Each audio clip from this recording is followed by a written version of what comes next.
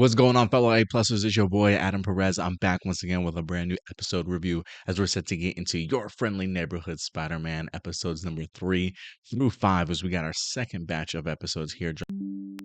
Um, is that I'm getting these reviews out to you guys late. I had plans on doing this earlier in the week for you guys, but I don't know if I've got the flu or a stomach bug or whatever the case may be. I've been feeling pretty crappy over the past 2 days. To this moment that I have right now, I just put my little boy down. I feel like is like the best that I've felt, even though my stomach is still feeling a little bit upset. So I'm gonna try and get through this particular review for you guys and have this drop for you guys sometime on Saturday. So certainly wish me luck. But we got 2 other batches of episodes left. I'll try and be a little bit more timely with those for you guys. But episodes 3 through 5 here. I am kind of curious how you guys are feeling so far about this season. I gotta say, I will admit, I think this batch of episodes worked really well as a batch in regards to it. I've liked this batch of episodes more than I did the first 2 episodes. I thought the first 2 episodes were pretty good. Introductory episodes, if you will, to this brand new season, getting us acclimated to the characters and a feel for things here. But this is where I start feeling like things are really starting to take their turn from a storyline purpose. A lot more focus on the supporting characters in here, a lot more drama and dilemmas here for Peter Parker. Yeah, I think some really great stories are starting to unfold here. So I will be interested to see how the remainder of this goes. But I completely understand why this batch of episodes was certainly kind of put together the way that they were. And I sometimes I do feel some type of way about uh, drops like this. And I mean, like, usually the premiere, I feel like, especially when it comes to Disney Plus or maybe some other streaming services too, I'm used to the idea of maybe 1 and 2 episodes, maybe the first 3 episodes kind of dropping at once and then weekly after that. So, when I looked at the release schedule for that for Spider-Man, I thought to myself, like, oh, that's odd that, this is only going to be like a 4-week show, and dropping multiple episodes each and every time. But now that I take a step back, and it'll be interesting to see how drops 6, 7, and 8 go for next week. But just from a storyline perspective, it almost feels like two chapters to a story kind of being told, and I can completely understand why this group of episodes were certainly put together that way. And I think in that regards, when it's grouped like that, again, we'll see how the rest of the season goes. But this may be a new format for an animated series, especially if you have certain arcs that you're beginning and ending, or really want told in a in a specific manner. I might be able to get on board with the episode dumps that they have here. But let's get into this episode, man. One of the things that really stood out to me, and continue to blow my mind, is the story of Lonnie Lincoln in here. One of the strengths of this series, I think, is its supporting cast, whether that be Nico, whether that be Pearl, whether that be Harry, whether that be Norman, whether that be Lincoln. They all have a very important role to certainly play here, and I think none more than Lonnie Lincoln in here. I am not very good when it comes to villains and their alias names, like what their true identities are. But by the end of this 5th episode, when we get the name for Lonnie as part of this street gang that he's in, I spiraled. I spiraled out of control. One, because look, I think from a storyline standpoint, I think Lonnie's story is really well told. There is something tragic about a kid who clearly grew up in like the ghetto, in the slums, right? The idea of getting out is always very difficult for people. Considering the fact that he is the bright one in the family, in the sense of doing a lot for his family, the star quarterback sort of thing, right? Very bright future, if you will. His parents clearly depend on him.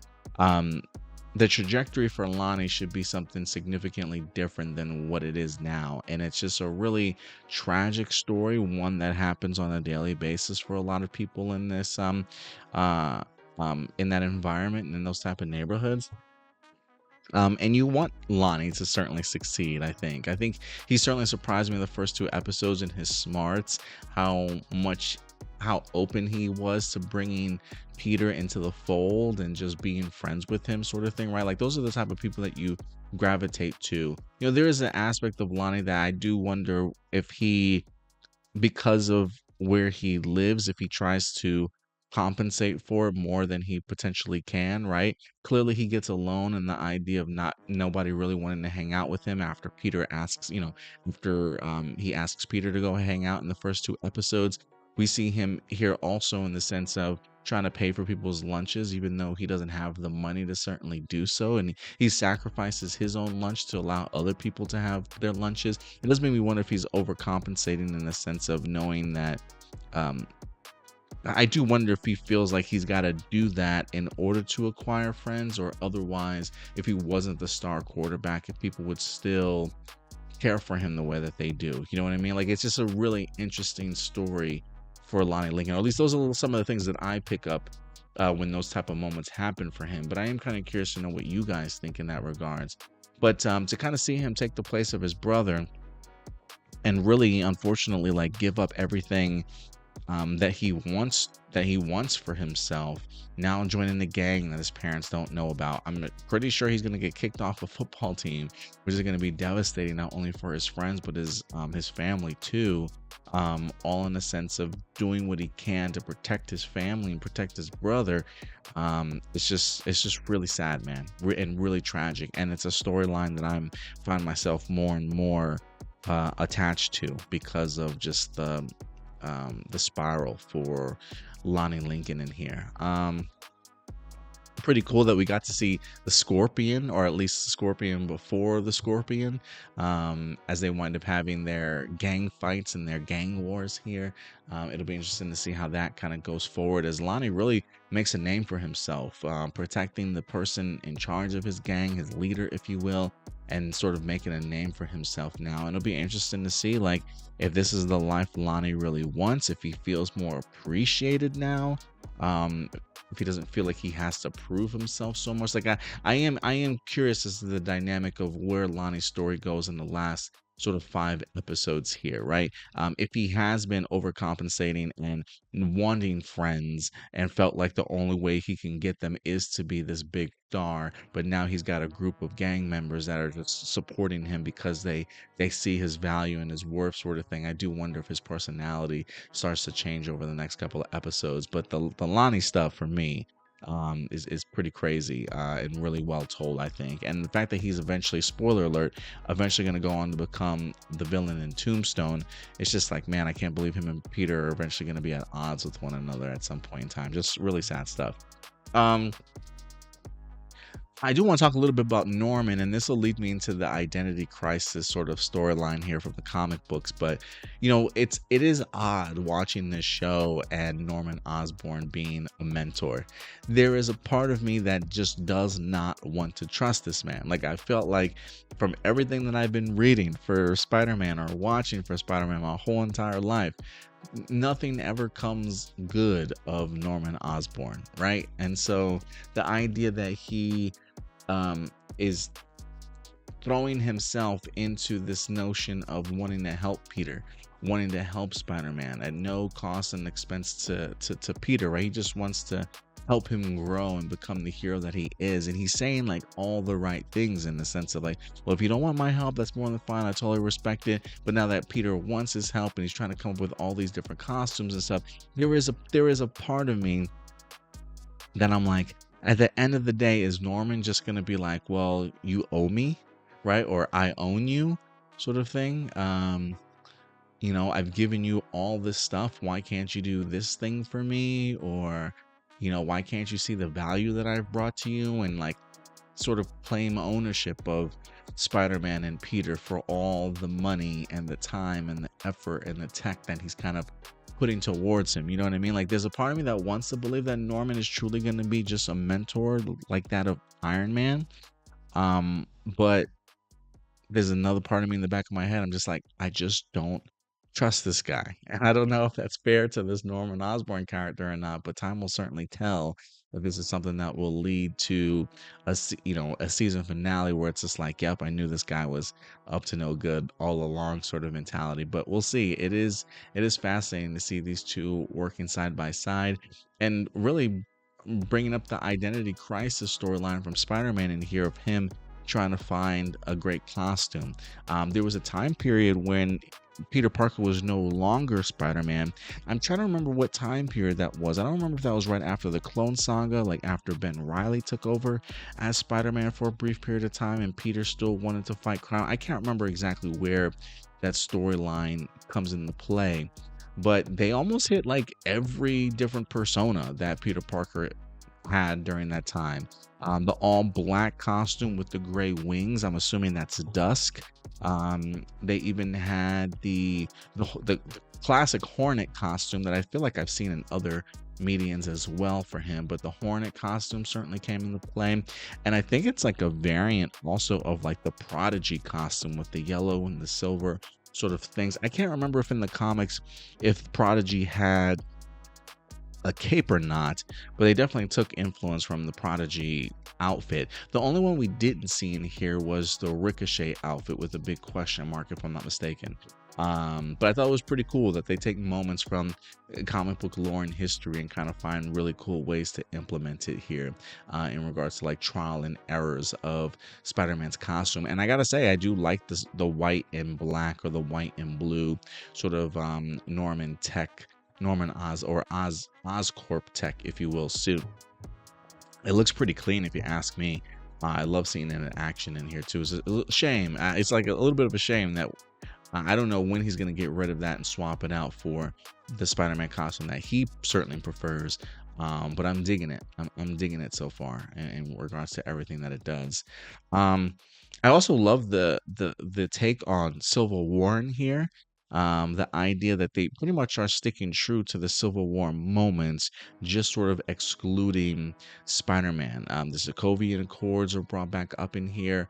Bucky and Cap and the rest of some of the Avengers are on the run, sort of thing, wanted criminals. So it is kind of cool to at least give us a timeline and mindset that when it comes to the alternate side of the MCU, where the story is kind of taking place at. But so yeah, I'm interested to see what happens with Norman Osborn kind of going forward. And then really last but not least, well, two things. I do want to get into Nico real quick, because again, I really do like the relationship that they have certainly established between these two characters. And there's a part of me that just, when it comes to Peter Parker's life, he never gets to have anything good. It feels like, things kind of really get taken away from him. And I have enjoyed seeing his own dilemma in the sense of how he balances his school life, his work life, and then his social life. And it is kind of sad to see Nico kind of being pushed to the side after they've been pretty good friends for a long period of time.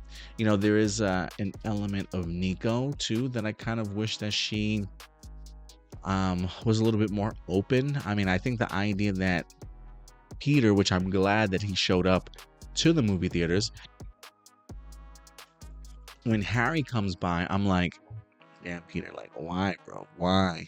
But Peter's not one to push people away, especially if he understands like how lonely they are, the lack of friends that they have, right? I'm sure there's an element of Peter that he sees himself in Harry before he wind up meeting somebody like Nico too, right? And so, I can appreciate Peter wanting to bring somebody into the fold, but unfortunately just like not reading the room whatsoever. And I do love that Nico has this moment to herself when she says, it's going to be okay. It's going to be okay. And so I am hoping that Nico manages to survive just the changes that are going on in Peter's life. And I hope Peter is at least aware of those changes, and him and Nico have a really good conversation with each other to try and figure out what's going on, because Peter's life is certainly changing. And that's something that Nico is not certainly accustomed to at all. And it's changing fast. And so, again, I think the supporting characters in here, like any classic Spider-Man movie all play a very pivotal role, and I think just enhance the Peter Parker story at the end of the day. So I'm really enjoying it, and I gotta say the action continues to grow on me. I love the fact that we get the reveal as to who's behind all these like cybernetic enhancements as Dr. Octopus makes his way into things. He clearly doesn't have his octopus arms as of yet. I do wonder if these are sort of trial and error things that he's creating in order to get more research out of it and eventually have the octopus arms for himself. Is it a tragic accident? Are they already built and he'll eventually take them up himself? It is just fascinating that he's like selling these cybernetic enhancements on like the black market sort of thing. But great voice work for Dr. Octopus. Really cool to kind of see him in his very sort of classic Spider-Man Dr. Octopus gear. And I really love also just the twist on some of the classic Spider-Man characters like Speed Demon, the guy with the really quick speed, and even the female in here, Tarantula, which going back into like just how much I love Spider-Man comics. You know, I used to really love the Tarantula sort of costume. The red, the blue. He used to have like the Zorro mask on there. Instead of the swords kind of or the knives coming out of his arms like she has as Tarantula, I believe they came out like the tips of his feet or something like that. I was always a really big fan of the Tarantula design in the costume in the comic book. So to kind of see them have this cybernetic enhancements and how well it played from an action point of view, you know, I definitely appreciate the little twerks in regards to the characters that we have here, from classic Spider-Man to more modernized alternate MCU versions of them. So it's really working out for me. But yeah, guys, overall, I think these 3 episodes really worked for me. Really strong additions to the season, if you ask me. But look, at the end of the day, this is simply my A+ opinions. I want to know yours. What did you guys think about these batches of 3 episodes? If there's anything in particular that I missed that you guys want to further talk about, please let me know your thoughts in the comment section box below. But we'll certainly be back next week, and until next time, do me a big favor as always, take care of yourselves, take care of each other, and keep it A+. I'll talk to you guys later. Bye.